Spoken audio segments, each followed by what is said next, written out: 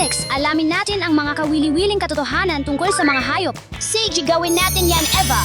Eva, nakalimutan natin ang isang laruan. Tara, hanapin natin ito. Halika na, halika na.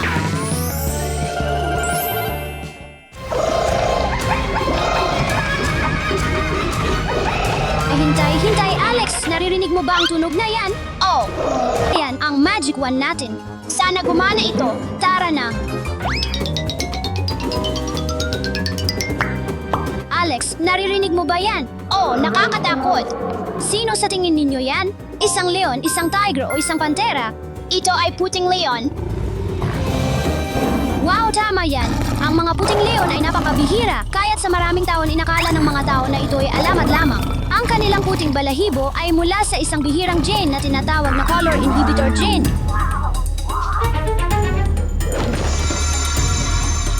Psych!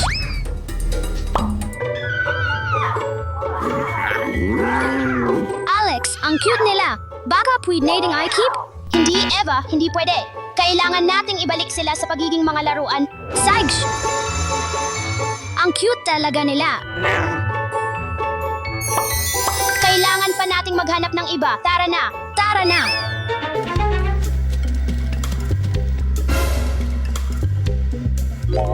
Ito ay zebra.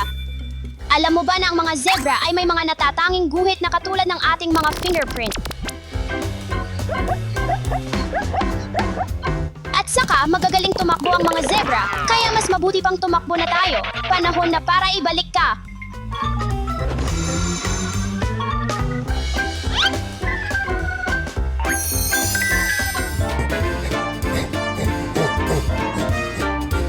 Ito ay gorilla. Ang mga gorilla ang pinakamalaking primate sa mundo.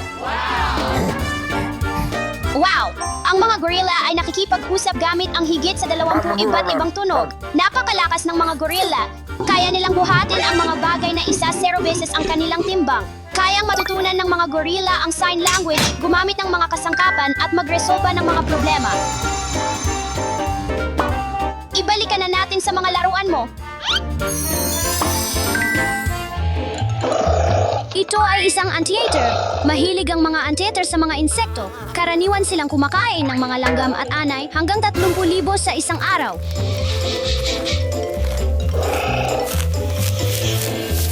Wala silang mga ngipin, ginagamit nila ang kanilang mahahabang malagkit na dila para kuhanin ang mga insekto parang vacuum. Ang kanilang dila ay napakahaba, umaabot hanggang 23 pulgada. Panahon na para bumalik sa ibang mga laruan. Tingnan mo ito. Ito ay isang giant Pacific octopus, ang pinakamalaking octopus sa mundo. Pwede itong lumaki na kasing laki ng kotse. Kayang magbago ng kulay at tekstura ng mga octopus parang bato, buhangin at damong dagat. Oh, tingnan mo, nagbago talaga ng kulay.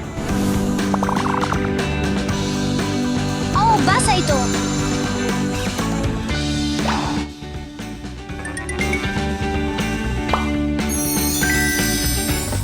Ito ay mga alpaka. Ang mga alpaka ay kumakain ng halaman. Napakapala kaibigan nila kaya minsan ay ayaw nila ng nag-iisa at minsan silang dumura. Ang mga alpaka ay dumudura kapag sila ay nagtatalo tungkol sa pagkain o espasyo. At tingnan mo, mayroong koala kasama ang kanyang anak. Ang mga koala ay may matatalim na kuko at malalakas na paa na tumutulong sa kanila na umakyat sa mga puno ng mahusay. Ang batang koala na tinatawag na Joey ay pinapanganak na kasing laki ng isang jelly bean. Ang cute! Ang mga koala ay natutulog ng hanggang 20 oras sa isang araw. Maaari mo bang paniwalaan yun?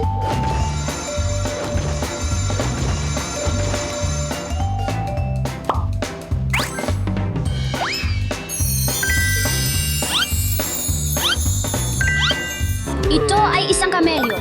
Ang mga kamelyo ay sobrang umiinom ng tubig. Kaya nilang uminom ng hanggang 52 galon ng tubig sa isang inuman. Ang mga kamelyo ay makapagdala ng mga tao at kagamitan sa mga paglalakbay sa disyerto. Napakainit, pero kayang-kaya ng mga kamelyo ang napakataas na temperatura at hindi sila nasusunog sa araw dahil sa kanilang makapal na balahibo. Ibalik kita sa iyong mga kaibigan. Ako.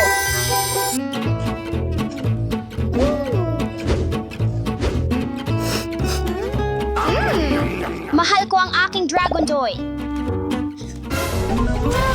Naku, buhay ang aking Dragon Toy. Naku, Oh, Diyos ko! Ano ang ginagawa nito dito? Psst, nakakatakot!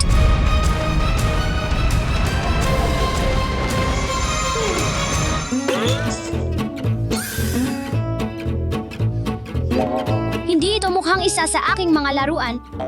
Yeva, ito ang aking bagong Dragon Toy. Salamat sa pagsalba sa akin.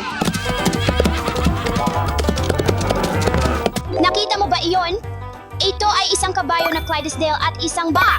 Ang kabayo na Clydesdale ay kasing taas ng isang manlalaro ng basketball at may bigat na parang maliit na sasakyan. Kaya nilang hilahin ang napapakabigat na mga kariton, mga gamit sa sakahan, at kahit mga kalesa na puno ng tao. Ang mga baka ay maaaring maging napakalaki at may bigat na parang maliit na sasakyan din.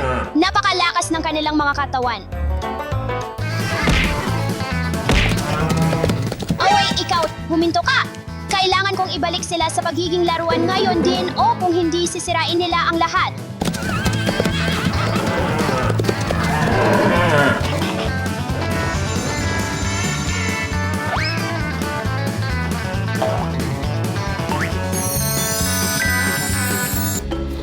Ito ay isang Komodo Dragon. Ang mga Komodo Dragon ang pinakamalaking butiki sa Earth. Napakalakas ng kanilang mga buntot na isang hampas ay maaaring magpatumba ng buong malaking hayop at saka naamoy nila gamit ang kanilang dila. Kaya nilang tumakbo ng mabilis, lumanggoy ng mahusay at umakyat pa sa mga puno. Oh!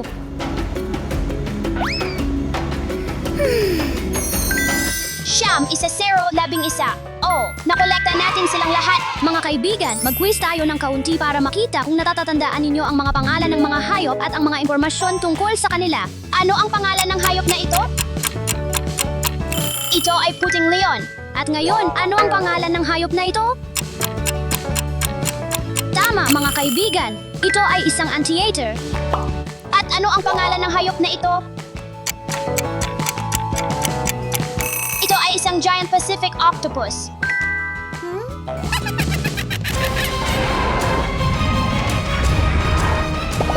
Alex, ano ito? Akala ko nakolekta na natin lahat ng mga hayop. Hindi ko alam, Yeva. Mga kaibigan ako ito. Niloko ko kayo. Oh, ikaw na Pilyo. Yeva, Alex, alam mo ba na ang mga buhaya ay natutulog na bukas ang isang mata? Hindi ko alam yon. Ang saya nito. Sana ay marami kayong natutunan ng mga cool na bagay ngayon. Wow! Isa itong mapa ng mundo.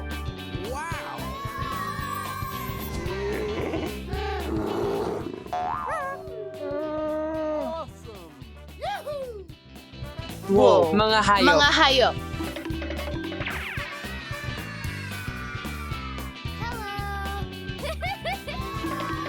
Mga kaibigan. Mga kaibigan, halika, halika, halika. Ngayon, matututo tayo tungkol sa mga hayop mula sa iba't ibang bahagi ng mundo. Oh,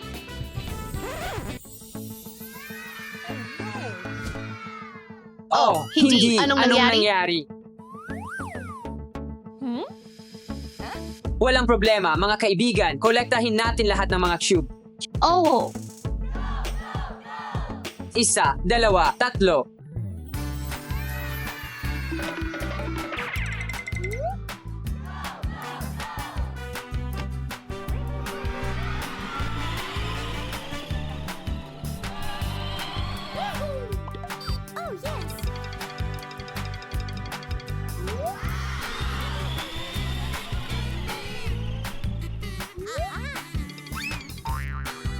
1, 2, 3.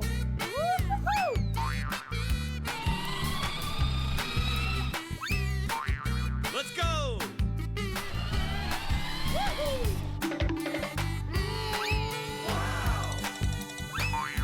Excellent!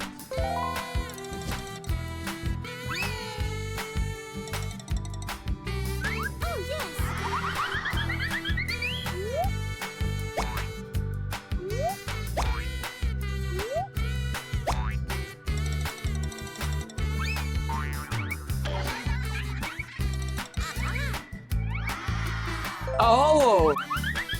Oh, yes! Let's go!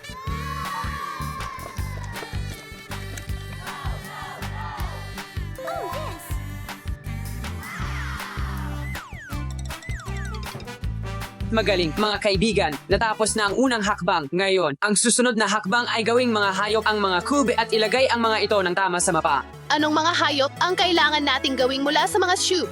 Llama, kangaroo, panda, penguin, bear, wolf, cheetah.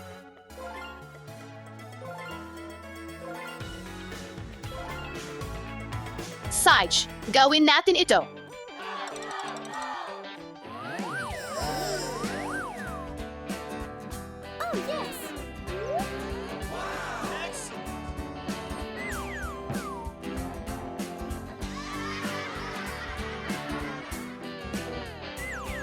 Ang kangaroo ay nakatira sa Australia.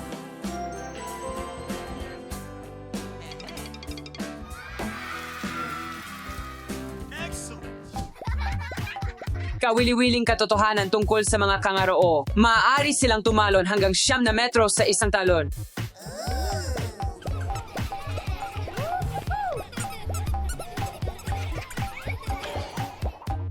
Woohoo! Isa pang masayang katotohanan tungkol sa mga kangaroo. Hindi sila makalakad pa atras. No way.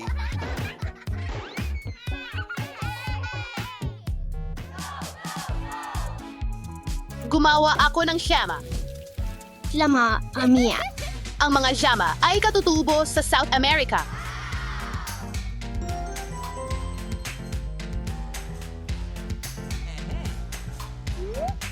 Ang mga llama ay matalino at madaling sanayin. Masayang katotohanan #2. Kapag nagalit ang isang llama sa ibang llama, inilalabas nila ang kanilang dila para ipakita na ayaw nila. Ganito.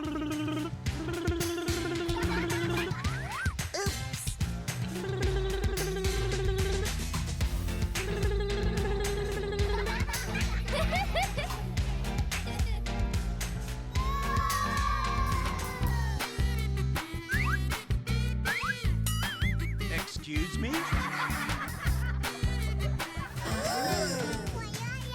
H&M. At ano ang narito, mga kaibigan? Hindi namin alam kung ano ang gagawin, kaya ginawa namin ito. Sa tingin ko, masyado tayong na-enjoy. Ngayon ayusin na natin ito.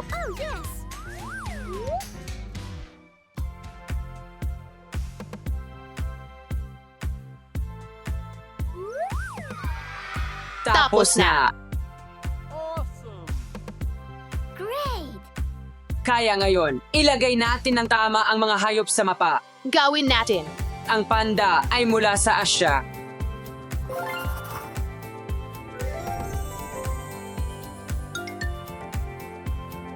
Ang cheetah ay mula sa Afrika. Isang lobo. Hindi. Hindi yan lobo. Nakakita kami ng lobo. Ang lobo ay nakatira sa Europa.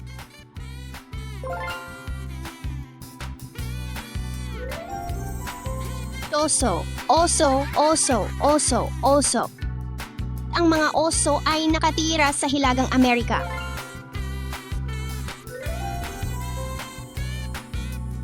Ang mga penguin ay nakatira sa Antarctica.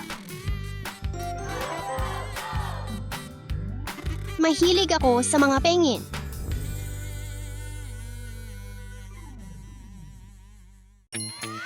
Lima, apat, tatlo, dalawa, isa.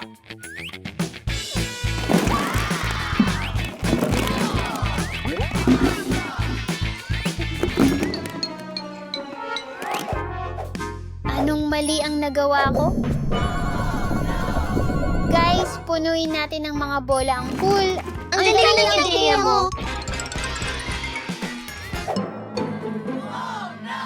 Berde, pula, asul, Dilaw!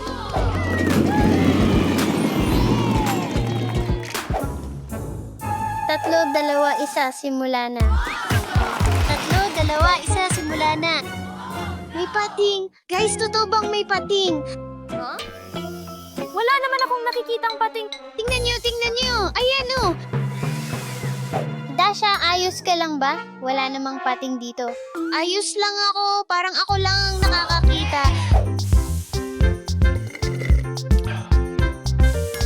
Sige na guys, talon na tayo. Sa tingin ko, mas mabuti nang dito na lang tayo. Halika na, guys. Tara na. Sige, Alex, tara na.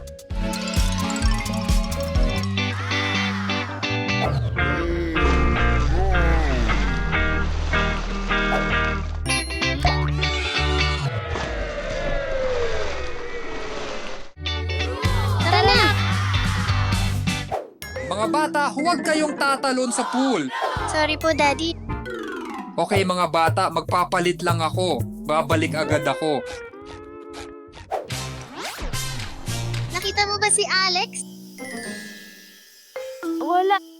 Hindi. Nasaan si Alex?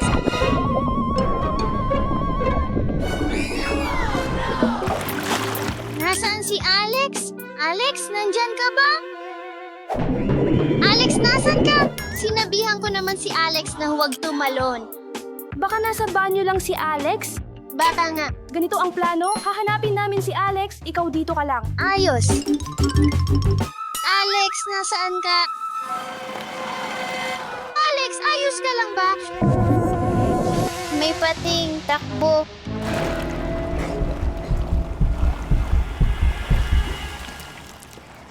Hulihin natin ang pating. Alex? Alex? Alex, nasaan ka?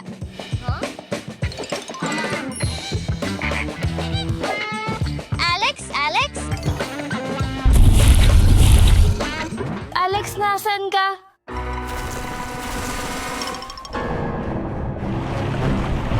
Hulihin natin ang pating. Halika dito, pating. Huhulihin kita, pating.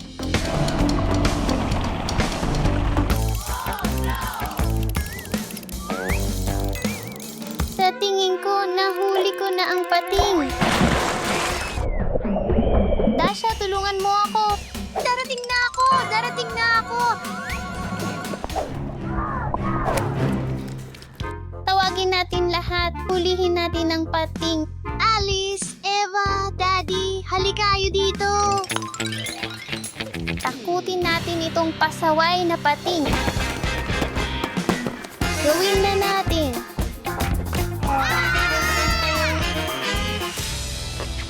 Halika dito, munting isda.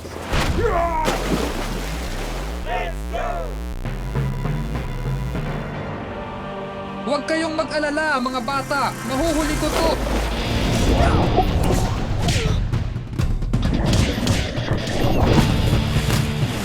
Sige na, Daddy! Sige na, Daddy!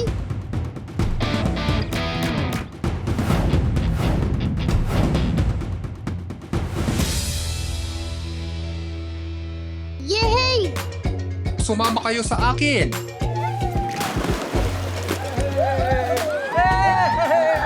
Ligtas na.